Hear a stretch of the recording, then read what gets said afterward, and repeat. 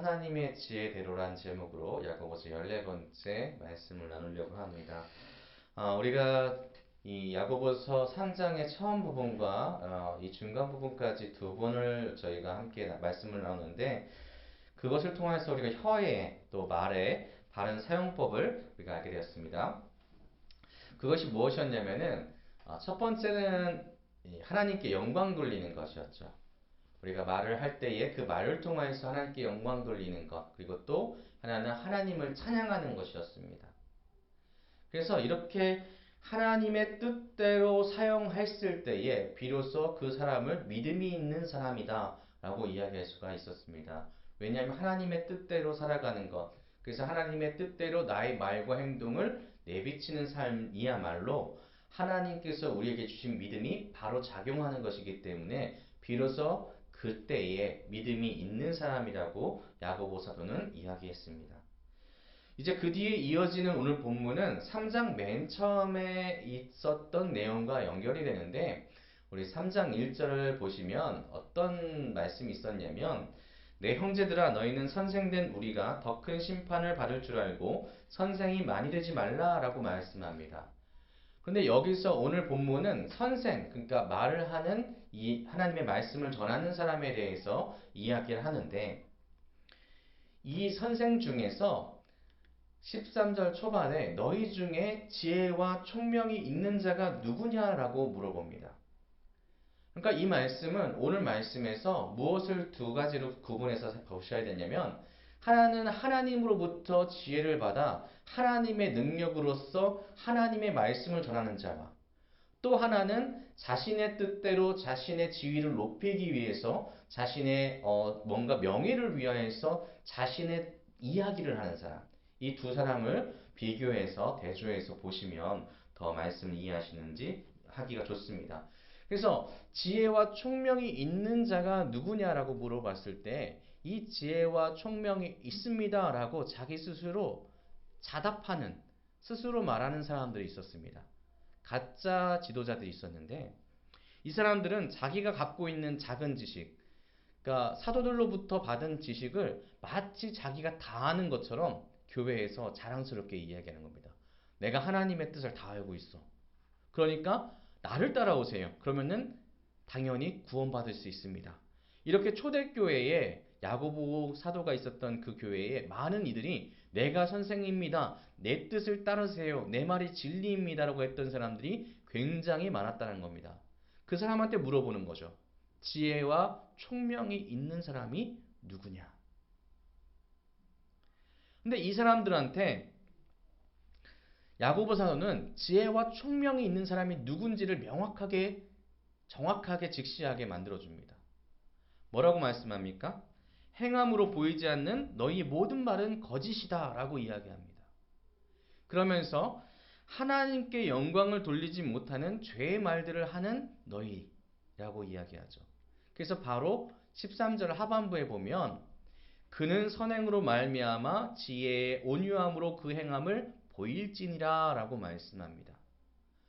그러니까 13절 초반에 지혜와 총명이 있는 자가 누구냐라고 물어봤을 때 하나님께서 진짜 지혜를 주시고 하나님께서 진짜 총명함을 주셔서 교회 가운데 하나님의 말씀을 선포하라고 말한 진짜 선포자, 선생이 누구냐? 그 사람은 선행으로 말미암아서 지혜의 온유함으로 그 행함을 보이는 사람이 진짜 하나님의 지혜를 가지고 있는 사람이다 라고 이야기하는 겁니다.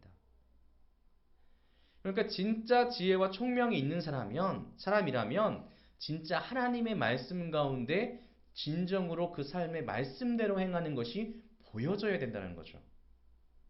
진짜 믿음이 있는 사람이라면 그 삶에서 선한 행동들이 계속해서 드러나줘야 된다는 겁니다. 근데 이 선한 행동, 선행으로 말미암아라고 했기 때문에 뭐가 기반이 되냐면 지혜의 온유함으로 라는 말씀과 이어집니다.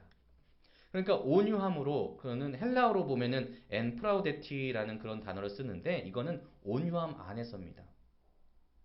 그래서 이게 하나님께서 원하시는 선한 행동은 온유함 가운데 성도가 있어야지만 그 선한 행동을 할 수 있는데, 그러면 온유함이 도대체 무엇이냐? 라고 물어볼 수가 있죠. 온유함이 도대체 무엇입니까? 그래서 신약 성경에서 이 온유함이라는 걸 사용할 때는 이런 의미가 있습니다. 순전하게 사람의 의지대로 좌우하지 않는 행동. 반대로 얘기하면 성도의 행동이 하나님으로 인하여서 그 삶이 움직이는 행동. 이것이 바로 온유함이죠. 그래서 우리가 마태복음 5장 5절에서 보면은 팔복 중에서 온유한 자는 복이 있나니 그들이 땅을 기업으로 받을 것이며 라는 말씀을 저희가 본 적이 있습니다.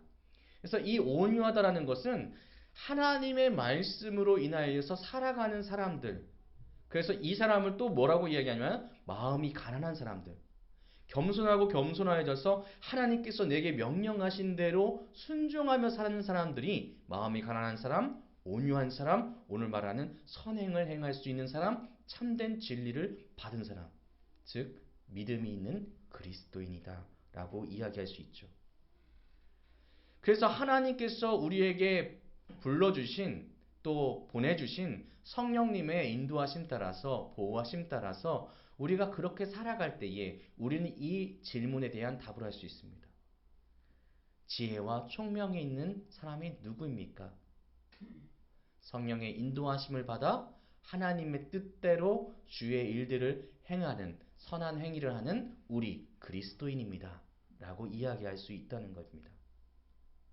결국에 이 온유한 사람, 이 온유함 가운데서 선한 일을 행하는, 하나님께 그 행함으로 인해서 기쁨을 드리는 사람은 땅을 기업으로 받는, 하나님의 나라를 기업으로 받는 사람입니다. 여러분이시죠? 우리 성도님이십니다. 결국 온유한 사람이 여러분이 되시기를 주님의 이름으로 축복합니다. 자, 우리는 그렇게 온유한 사람이 되고 선한 사람이 되고 하나님의 말씀대로 지혜와 총명이 있는 사람으로 살아가고 싶은데, 오늘 말씀에서 대조적으로 나오는 하나의 무리가 있습니다. 누구냐 하면은 14절에서 16절까지 이 사람들에 대해서 이야기하는데, 어떤 본질을 가지고 있는지, 이 사람의 행동이 어떤 영향력을 끼치는지, 그런 사람이 누구냐면은 바로 14절에 나오는 사람들입니다. 그러나 앞에까지에 있던 내용은 온전하게 하나님을 섬겼던 사람인데, 그러나 반대죠. 이제 이 사람은 너희 마음속에 독한 시기와 다툼이 있으면 자랑하지 말라. 진리를 거슬려 거짓말하지 말라. 야고보 시대에 있었던 거짓을 행했던, 자기 스스로를 드러냈던 선생들과 함께 이 시대에도 마찬가지로 우리 가운데 경계하라고 말하는 사람들이 있습니다. 이 사람은 거짓된 이들입니다. 이 사람들은 마음속에 시기와 독한 시기와 또 다툼이 있는 사람입니다. 근데 이곳에 나오는 독한 시기와 다툼은 하나님으로부터는 절대로 올 수가 없고요. 이 땅 가운데 마귀로부터 비롯되는, 우리가 죄를 지음으로 인하여서 나타난 인간의 모습이죠. 그래서 헬라어로는 독한 시기는 이렇게 표현이 됩니다. 젤론의 원형이 젤로스를 사용하는데 열정이라는 단어 뜻도 됩니다. 그런데 중요한 뜻은, 여기서 사용된 뜻은 시기나 질투입니다. 영어는 젤로스라고 하는 단어가 있듯이 열심과 열정은 있습니다. 그런데 이게 잘못된 겁니다. 어디로 잘못됐냐면은 하나님으로 된 열심으로 쭉 나가야 되는 것이 아니라, 이 사람은 누군가 나보다 잘 되는 것이 너무나도 싫습니다. 그래서 속담 중에 있죠. 이웃이 땅을 사면 배가 아프고 사돈이 땅을 사면 배가 아프고, 그런 속담처럼 사촌이 땅을 사든지 귀한 걸 얻으면 배가 아픈 것처럼, 이 사람은 누군가 뭔가 잘 되는 것만 보면은 배가 아픕니다. 그리고 누가 조금 더 명예에 있어서 조금 더 높아지는 모습을 보면 저 사람을 끌어내리고 싶은 마음이 듭니다. 그게 독한 시기입니다. 그래서 그 시기적인 마음이 얼마나 열심히 있는지 하나님의 뜻과는 정반대의 방향으로 열심히 달려가는 그런 모습이죠. 이 열심이 그들에게 있었다는 겁니다. 어떤 사람에게요? 거짓된 이들에게는 보인다는 겁니다. 그들은 교회 안에서 누군가 좋은 일이 있으면 그거 뭐 저 사람 왜 받을 만한 사람도 아닌데 왜 그런 거 받지? 저 사람 뭔가 흠이 있어요. 저 사람 뭔가 잘못이 있어요. 저 사람은 저거 받을 만한 그런 사람이 아닙니다라고 저 사람을 깎아내리기 혈안입니다. 왜냐하면 그 마음에 독한 마음이 있기 때문이죠. 하나님께서 주신 마음이 아니라 사단이 주는 마음이 있기 때문입니다. 이 사람들은요, 자신이 드러나야 됩니다. 스스로가 높아지지 않으면 견딜 수가 없습니다. 자, 그리고 이 사람들은 다툼을 몰고 다닙니다. 다툼은 헬라어로 에리데리안이라는 뜻으로 쓰는데 원형이 에리데리아입니다. 근데 이게 어떤 뜻이냐면 이기적인 양심이나 자기 편 만들기를 뜻합니다. 그러니까 앞에 있던 것이 개인적으로 더 사람이 나보다 좋아지거나 나보다 높아지면은 정말 시기 질투해서 어떻게든 끌어내리려고 한다면 이 두 번째는 내 뜻을 따르고 내 뜻과 맞는 사람들과 무리 짓는데 열정을 다합니다. 갈라디아서 5장 20절에는 당 짓는 것이라고 표현되어 있습니다. 그러니까 이 사람들은 어떤 마음을 갖냐면 자기 중심이 되지 않는, 자기가 중심에 서지 않는 그런 무리에 대해서 적대심을 갖습니다. 그리고 그들과 어떻게 할까요? 다투죠. 싸우는 겁니다. 내가 맞아. 우리가 맞아. 너희들은 지금 틀렸어. 하나님의 진리가 뭔지 알아? 내가 그 진리를 알고 있기 때문에 내가 가는 방향으로만 가야 돼. 라고 하는 그런 마음 가운데 그 스스로의 무리를 짓고 그 무리에서 자기가 추앙받기를 받는 그런 사람입니다. 그래서 더욱더 교회를 혼란스럽게 만들어 버리는 거죠. 그래서 이 독한 시기와 또 다툼은 교회 안에서 교회를 하나 되지 못하게 만들어 버립니다. 자신들의 이기적인 욕망과 또 자기 만족을 위한 열정, 그리고 야망에 빠져서 자신의 이익을 위해서 편을 가르고 누군가 잘 되면 끌어내리고 교회 안에서 평화와 화평과 하나님의 사랑을 베푸는 것보다는 내가 어떻게 하면 조금 더 명성을 얻고 내가 어떻게 하면 교회 안에서 이득을 얻는가 이것에만 혈안을 가지고 또 거기서만 열정을 내는 사람이 바로 이 거짓된 성도, 거짓된 사람이라는 것이죠. 이것이 야고보 사도 시대 때에 보여졌던 그런 초대교회에서도 보여졌던 문제점이었다는 겁니다. 근데 여러분 어떻습니까? 지금 현대에 있는 교회들 한번 생각해 보시면 여전히 이 문제는 교회 안에서 이루어져 나가고 있다는 겁니다. 지금도 많은 곳곳에서 편을 가르고 뭐 정치로 나누거나 뭐 그런 것도 있지만 자기 스스로 내가 정의다라고 생각하면서 다투는 분들도 굉장히 많습니다. 그런데 하나님께서 그 모습을 원하실까요? 하나님께서는 그 모습을 절대로 원하시지 않는다는 겁니다. 하나님께서 원하시는 것은 선한 행위입니다. 하나님께서 원하시는 것은 온유함이죠. 하나님의 뜻 가운데 모든 것을 겸손하게 내려놓고 하나님의 뜻 안에서만 살아가는 것. 하나님을 사랑하고 이웃을 사랑하는 마음으로 살아가는 것이 하나님의 뜻이겠죠. 그래서 이 야고보 사도는 이들에게 경고를 합니다. 뭐라고 경고하냐면 자랑하지 말아라. 그것은 하나님이 주신 진리가 아니고 지혜가 아니다. 그리고 진리를 거슬려 거짓말하지 말라라고 분명하게 선언합니다. 오늘 이 시대에 우리도 그렇게 선언할 수 있어야 됩니다. 만약에 교회 안에서 하나의 모습을 방해한다면, 하나님의 사랑의 모습을 방해한다면 자랑하지 마십시오. 진리를 거슬려 거짓하지 마십시오라고 분명하게 이야기할 수 있어야 되죠. 그리고 우리는 그들을 위해서 더욱 사랑하고 기도할 수 있어야 됩니다. 여러분 이 지혜가 어디로부터 온지 아십니까? 이 사람들의 거짓된 지혜. 거짓된 지혜는 우리 15절에 나와 있습니다. 한번 같이 읽어보겠습니다. 시작. 이러한 지혜는 위로부터 내려온 것이 아니요 땅 위의 것이요 정욕의 것이요 귀신의 것이니. 아멘. 땅 위의 것이요 정욕의 것이요 귀신의 것이니. 시기를 내고 독한 마음을 품고 그리고 분당 편을 가르는 것은 땅 위의 것이고 정욕의 것이고 귀신의 것입니다. 하나님을 대적하는 것입니다. 하나님은 예수 그리스도를 머리로 한 하나의 지체로서 모두가 협력하여 선을 이루는 것을 원하시면서 교회에 모여 그 선한 행위를 위하여서 뭉치라고 하셨죠. 여러분, 땅 위의 것은 하나님의 것을 인정하지 않습니다. 세상의 한정된 사고와 견해 가운데 하나님의 지혜, 어떻게 세상이 하나님의 말씀으로 창조됐어?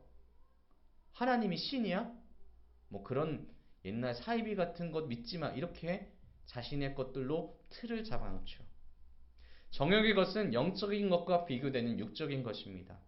그리스도 안에서 변화받지 못한 사람의 행동이죠. 그러니 가짜입니다.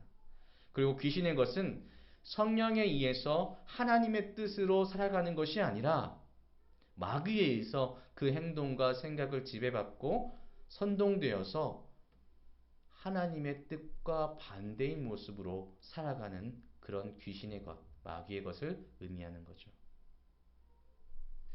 그럼 왜 이렇게 정의가 됐을까요? 왜 이렇게 정의가 됐을까요? 그것은 시기와 다툼이 있는 곳에는 혼란과 모든 악한 일이 있기 때문입니다.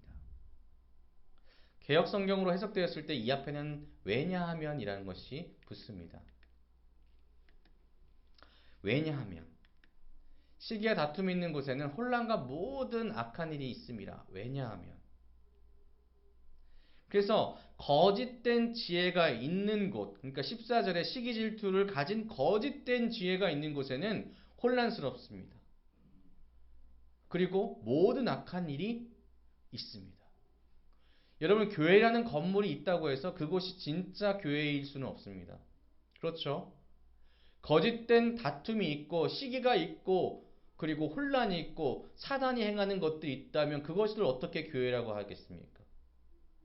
교회는 아름다운 하나님의 성전이고 하나님의 아름다운 사람들이 힘을 합쳐서 하나님의 뜻 가운데 살아가기 위해서 노력하는 장소죠. 하나님께 영광 돌리는 장소입니다. 그래서 우리는 분명하게 이야기해야 됩니다. 거짓된 것이 우리에게서 없어지기를 소망하며 선포해야 됩니다. 하나님, 우리 안에 거짓된 것이 사라지기를 소망합니다. 없애주시옵소서. 우리가 하나님의 뜻 안에서 겸손하게 주님의 뜻을 구하고 살아가길 원합니다. 하나님, 나를 도우소서. 이것이 우리 교회에 반드시 필요한 기도의 제목이고 선포의 제목이 되어야 될 줄로 믿습니다. 우리 안에 계속해서 하나님께서 원하시는 바대로 살아가고자 하는 우리에게 분명히 사단은 유혹의 손길을 뻗쳐올 것입니다. 우리는 처음부터 우리 마음 가운데 굳건하게 기준을 세워야 될 줄로 믿습니다. 오직 하나님의 지혜, 그것은 우리가 겸손해지는 것입니다. 오직 하나님의 지혜, 그것은 바로 성도가 우리 옆에 계신 집사님을, 우리 사모님을, 목사님을 서로 사랑하는 것이겠죠. 그런데 어떻게 거기에서 시기나 분쟁과 당짓는 것이 생겨나겠습니까? 파괴적인 마귀의 지혜에서 우리는 벗어나야 됩니다. 그리고 오직 바라야 될 것은 위로부터 오는 지혜라고 말씀합니다. 위로부터 오는 지혜는 어떤 것입니까? 오직 위로부터 난 지혜는 첫째, 성결하고 다음에 화평하고 관용하고 양순하며 긍휼과 선한 열매가 가득하고 편견과 거짓이 없나니라고 말씀합니다. 첫째, 성결하죠. 둘째, 화평합니다. 셋째, 관용합니다. 넷째, 양순합니다. 다섯째, 긍휼합니다. 여섯째, 선한 열매가 가득합니다. 일곱 번째, 편견과 거짓이 없습니다. 그러니 하나님으로부터 온 지혜가 가득한 성도가 모인 교회 안에는 그 성도의 삶에는, 성도의 가정에는 파괴적인 것이 아니라, 분열적인 것이 아니라 오히려 생명력이 넘치고 함께 화합함이 넘치고 화목함이 넘칠 수밖에 없다는 것입니다. 그러니 하나님께서 어찌 가까이 하지 않으실 수가 있으시겠습니까? 여러분, 성결은 무엇을 뜻합니까? 구별되어지는 거죠. 우리는 세상과 우리의 삶 가운데 하나님과의 관계를 구별해서 살아야 될 줄로 믿습니다. 그리고 화평은 무엇입니까? 평화를 의미하죠. 그런데 이것이 우리 옆에 있는 사람들과의 평화보다는 더 중요한 것은 하나님과의 평화가 필요합니다. 그리고 관용은 용서할 수 있는 마음입니다. 우리가 잘못한 사람을 용서할 수 있는 마음.